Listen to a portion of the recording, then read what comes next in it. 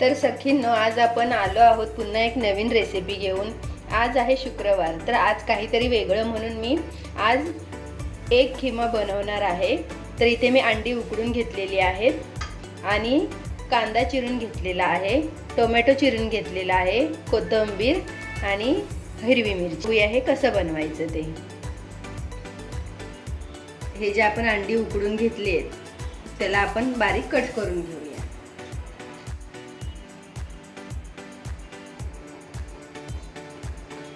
तर इथे बघा मी अंडी कट करून घेतलेत आणि हे अंड्याच्या मधलं जे आहे ते पण आपल्याला वापरायचं आहे।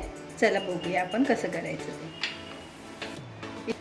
कढई पण आपली तापलेली आहे, आपण त्याच्यामध्ये तेल घालूया।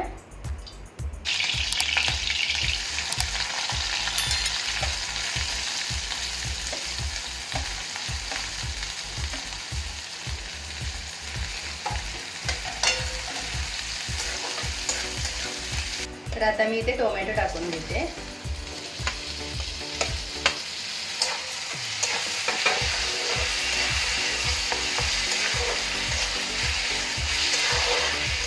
आपण आता झाकण काढून बघूया।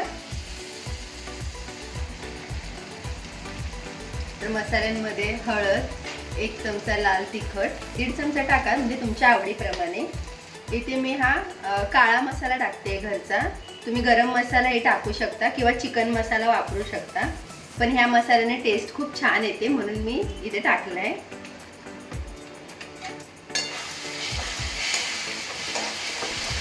बघूया आपला मसाला आता तयार झालाय का। हे बघा आपल्या मसाल्याला कसं तेल सुटलंय छान। आपल्या मसाल्याला आता तेल सुटलेलं आहे, आपला मसाला हा तयार झालाय। तर आता ह्याच्यामध्ये हे अंड्याच्या मधलं जे होतं पिवळं ते आपण त्यामध्ये मिक्स करणार आहोत।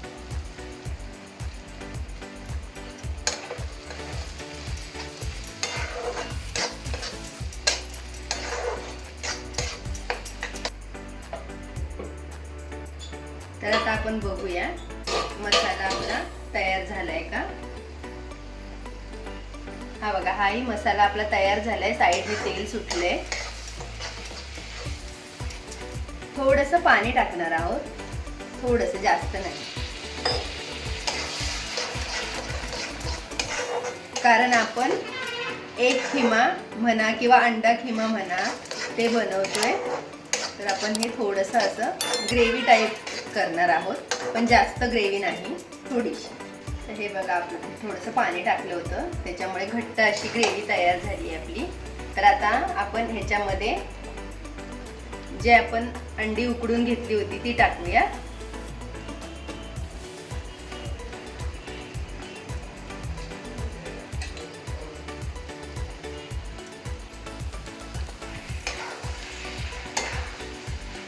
आणि हे छान असं मिक्स करून घेऊया। तर हे बघा आपण आता हे सगळं मिक्स करून घेतलंय। तुम्हाला जर हे थोडंसं घट्ट वाटत असेल तर तुम्ही यात पाणीही ॲड करू शकता किंवा असंचही खाऊ शकता। आता हे आपलं तयार झालंय, तर आपण ह्याला 1 मिनिट फक्त झाकून ठेवणार आहोत। चला बघूया आपला एक खिमा तयार झालाय की नाही। हे बघा छान असा एक खिमा तयार झालेला आहे आपला। आपण हे काढून घेऊया।